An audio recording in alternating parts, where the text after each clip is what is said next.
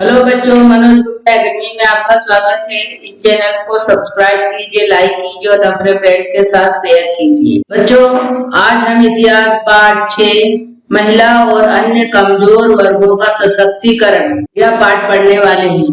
बच्चों, हमारे देश में स्वतंत्रता युद्ध में महिलाओं ने बहुत ज्यादा मात्रा में हिस्सा लिया और स्वतंत्रता के बाद का जो समय था उसमें भी महिलाओं का योगदान बहुत ही उल्लेखनीय रहा है।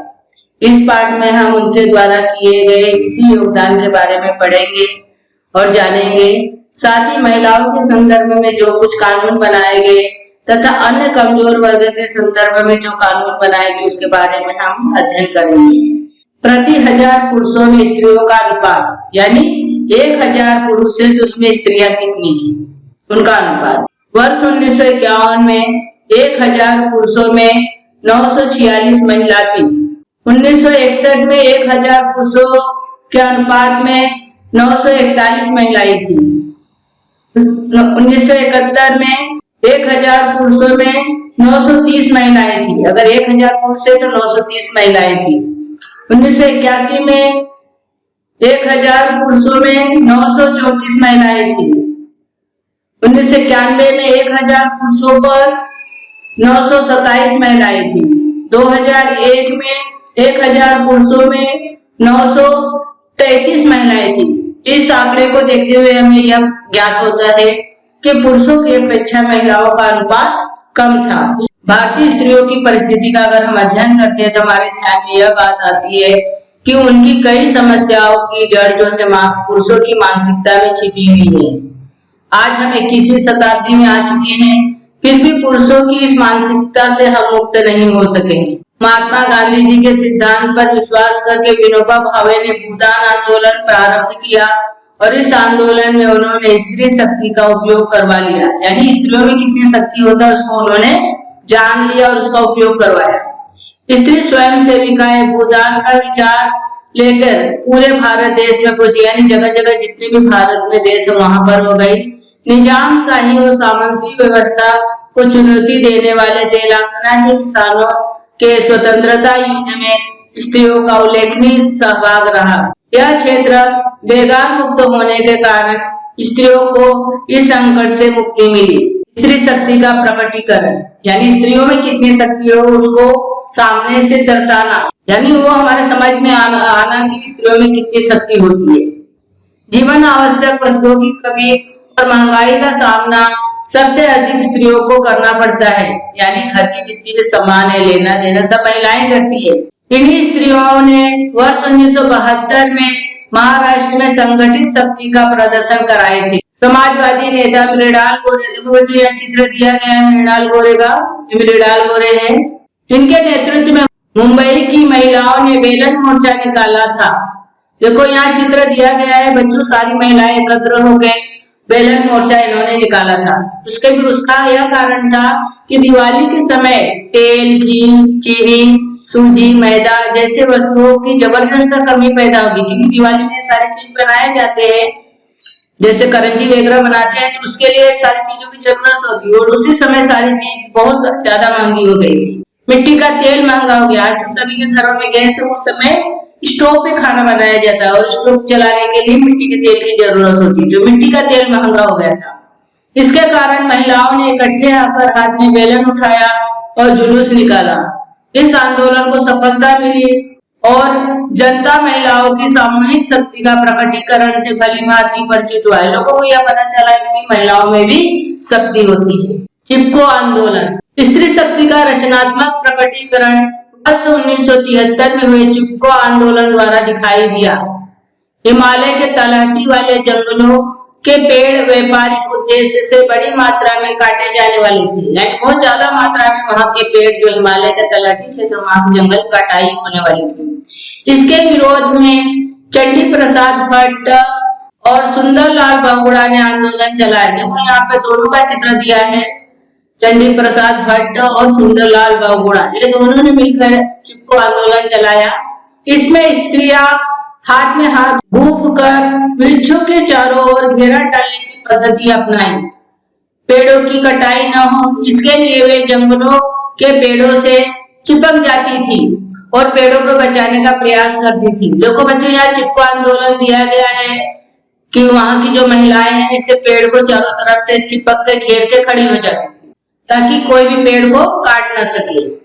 इस प्रकार का स्वरूप इस आंदोलन का था, इसलिए इस आंदोलन को चिपको आंदोलन कहते हैं।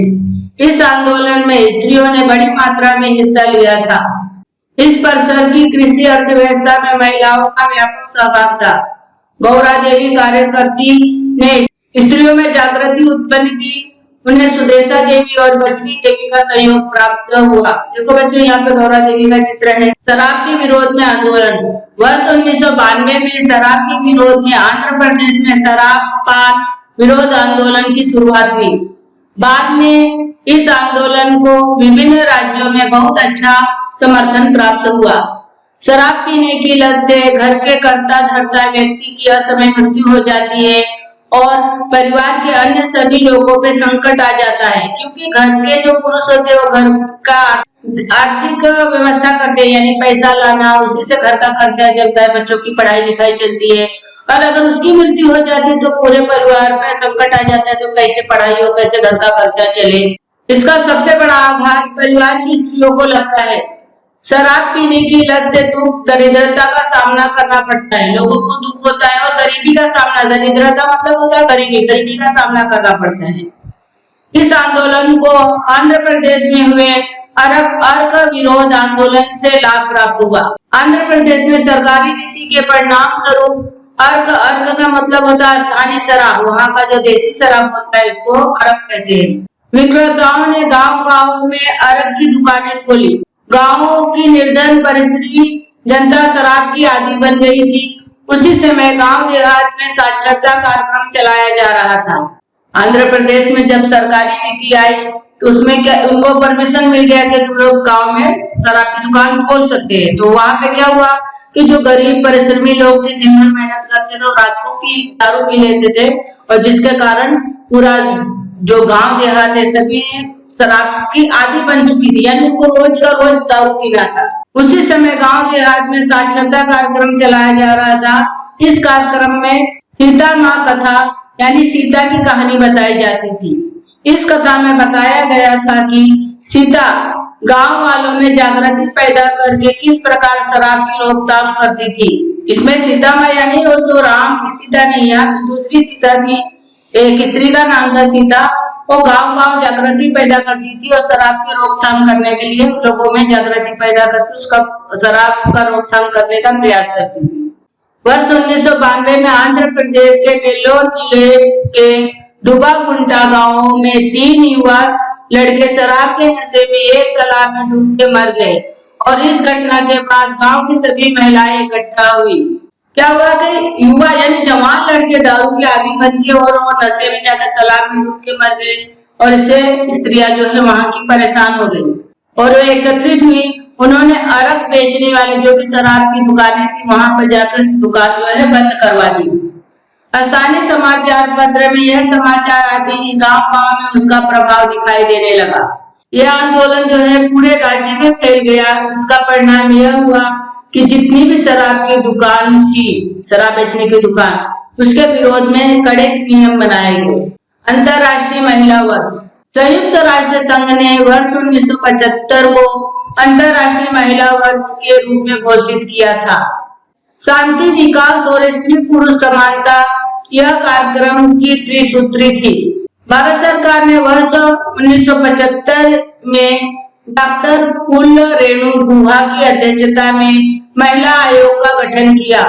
स्त्रियों का सामाजिक स्थान, स्त्रियों के संदर्भ में संवैधानिक प्रावधानों के परिणाम, स्त्रियों की शिक्षा और उसका प्रतिशत, शिक्षा के फलस्वरूप उनका विकास। बच्चों, भारत सरकार ने 1975 में डॉक्टर फूल रेणु गुहा की अध्यक्षता में एक महिला आयोग का गठन किया और इसमें महिलाओं का जो सामाजिक स्थान है, जैसे महिलाओं को निचले दर्जे का माना जाता था, उनको समाज में बराबरी का स्थान मिले। उसके अलावा उनको जो संविधान में तरह तरह उनके लिए नियम कानून बनाए जाए, उनको शिक्षा दिया जाए और शिक्षा में उनका प्रतिशत बढ़े। उसके अलावा नौकरी करने के बाद, शिक्षा प्राप्त करने के बाद उनको उनका विकास हो, उनको नौकरी मिले। उसके अलावा नौकरी करे या घर में या ऑफिस में महिलाओं की जो भी समस्या उसको दूर करने के लिए उन्होंने प्रयास किया। स्त्रियों को रोजगार के संदर्भ में उनकी आज की जो स्थिति है, उन्हें जो वेतन मिलता है पुरुषों के संदर्भ में, जैसे पुरुषों को ज्यादा उतने ही घंटे अगर पुरुष काम करते हैं तो उनको ज्यादा तनख्वाह दिया जाता है और स्त्रियों को कम दिया जाता है। तो उसके लिए नियम बनाए गए, स्त्री पुरुषों का अनुपात, उसके अलावा जन्म मृत्यु दर, स्त्रियों की भूमिका, यानी स्त्रियों से संबंधित जितने भी मुद्दे थे उसके आधार पर उन्होंने सर्वेक्षण किया। इन सभी बातों पर विचार कर महाराष्ट्र में वर्ष 1975 में स्त्री मुक्ति संघर्ष समिति की ओर से महिलाओं के लिए आयोजित राज्यव्यापी परिषद में सभी क्षेत्रों की महिलाओं ने सहभाग लिया था। वर्ष 1978 में समिति का घोषणा पत्र प्रकाशित हुआ और इस घोषणा पत्र में लिंग भेद का मतलब होता है स्त्री पुरुष या कोई भी लिंग हो उसके साथ भेदभाव न किया जाए। जाति भेद यानी जाति के आधार पर स्त्री पुरुष या स्त्रियों में भेद न किया जाए। वर्ण भेद यानी काले गोरे के आधार पे भेदभाव न हो। जैसे विषमतापूर्ण घटकों के विरोध में संघर्ष प्रारंभ करने की नीति को स्वीकारा गया। इसी के परिणाम स्वरूप स्त्री मुक्ति की ललकार गीत संग्रह ज्योति महापसेकर लिखा गया नुक्कड़ नाटक मुलगी झाली हो यानी मुलगी पैदा हुई जी। देखो बच्चों नीचे इनका चित्र दिया गया है। ज्योति महापसेकर, इन्होंने एक नुक्कड़ नाटक लिखा था मुलगी झाली हो। और मुख्य पत्र, प्रेरक, ललकारी, प्रेरणादायक, ललकार ऐसे उपक्रम शुरू किए गए। 1977 में पुणे में सौदामिनी राव द्वारा स्थापित स्त्री मुक्ति आंदोलन समिति बाईजा नामक द्विमासिक यानी जो 2 महीने में एक बार प्रकाशित हो, द्विमासिक पत्रिका, औरंगाबाद में स्त्री उवाच, मैत्री स्त्री, अन्याय विरोधी मंच, कोल्हापुर में महिला दक्षता समिति, नासिक में महिला हक और लातूर में महिला प्रबोधन मंच जैसे दल बनाए गए। कहने का तात्पर्य यह है कि सभी क्षेत्र में महिलाओं के लिए तरह तरह के नियम कानून और उसके अलावा तरह तरह के उपक्रम चलाए गए, तरह तरह के किताब नाटक किए गए और उनके लिए मंच बनाया गया ताकि महिलाएं अपनी समस्या रखें। इसी प्रकार महिलाओं के बारे में उनका विकास हो, इसके लिए सभी महिलाओं ने और पूरे हमारे देश के संविधान ने प्रयास किया। संपूर्ण महाराष्ट्र में दहेज विरोधी संरक्षण समितियां स्थापित हुई। धुले शहर में स्त्री अत्याचार विरोधी परिषद का आयोजन किया गया। स्त्रियों की समस्या के संदर्भ में विद्यापाल का नारी समता मंच और मिलून सार्वजनी यानी मिलकर हम सभी पत्रिका, समाजवादी महिला सभा, क्रांतिकारी महिला संगठन का भी कार्य महत्वपूर्ण रहा। महाराष्ट्र में चलने वाली रोजगार गारंटी योजना ने महिला सशक्तिकरण में सहयोग दिया। देखो बच्चों यहाँ चित्र दिया गया है नारी समता मंच। यह जो मंच है महिलाओं की समस्या पे विचार करने वाला मंच था। प्रमिला दंडवते ने वर्ष 1976 में दिल्ली में महिला दक्षता समिति की स्थापना की। इस समिति की आंध्र प्रदेश, तमिलनाडु, केरल, ओडिशा, मध्य प्रदेश, उत्तर प्रदेश, पंजाब में शाखाएं खुली। कम्युनिस्ट पार्टी ने वर्ष 1980 में अखिल भारतीय जनवादी महिला संगठन स्थापित किया।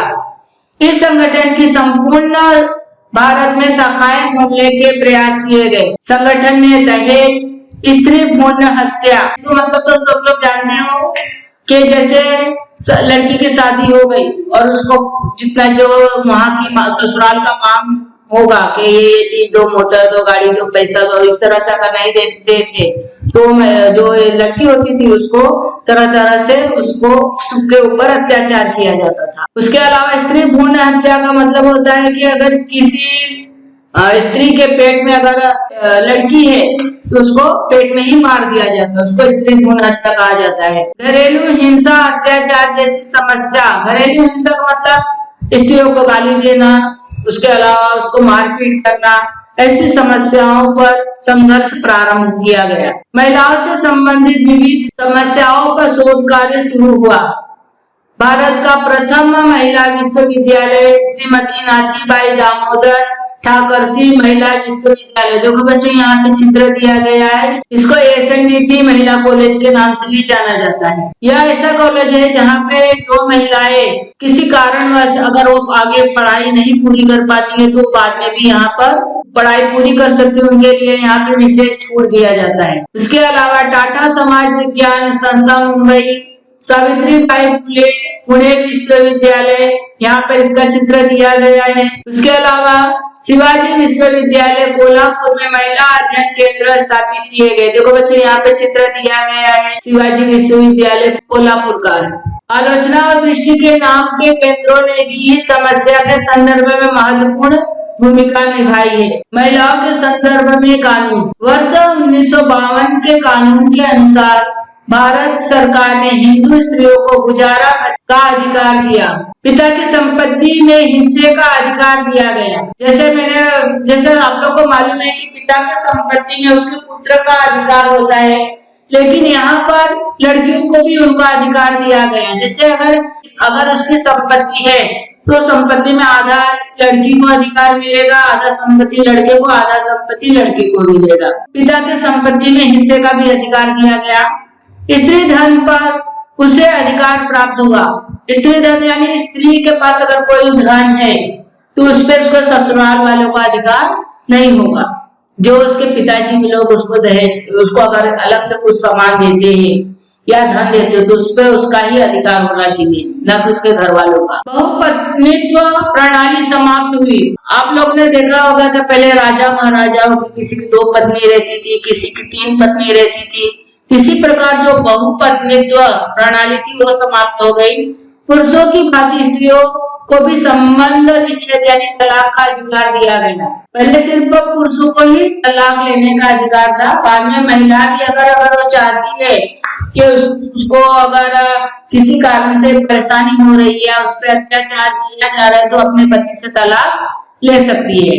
आगामी दशक में महिलाओं के विषय में एक कदम आगे बढ़ाने वाला कानून बना, वह कानून है दहेज प्रतिबंधित कानून 1961। आप लोग को मालूम है, मैंने पहले भी बताया कि दहेज से बहुत सारे लड़कियों पे अत्याचार होता था। अगर उनको दहेज का सामान नहीं मिला तो लड़की पर अत्याचार करते थे, इसलिए दहेज प्रतिबंधित कानून बनाया गया। इस कानून के अनुसार दहेज लेना अथवा मांगना फौजदारी अपराध माना गया, अमानवीय अपराध माना गया।